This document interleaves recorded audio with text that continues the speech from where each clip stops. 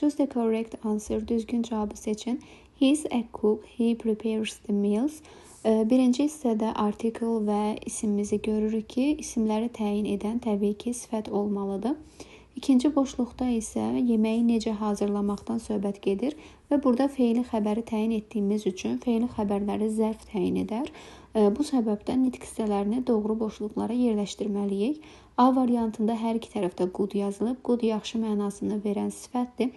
Birinci boşluqda doğru olsa da, ikinci boşluqda qeyd etdiyimiz kimi feili xəbərə görə bizə zərf lazımdır. Ona görə A variantı yanlışdır.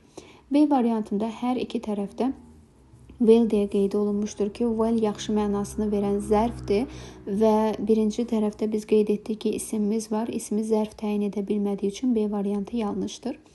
Daha sonra C variantı bizim doğru cavabımızdır. A good cook yaxşı bir aşpazdır. He prepares the meals well. O yeməkləri yaxşı hazırlayır.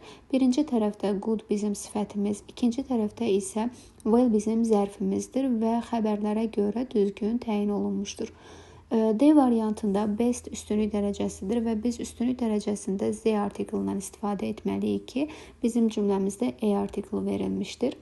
Daha sonra Y variantında isə yerləri dəyişik yazıldığı üçün səhvdir. Birinci tərəfdə zərf, ikinci tərəfdə isim qeyd olunmuşdur. Və qeyd etdiyimiz kimi qaydalara əsasən doğru cavabımız C variantı götürülür.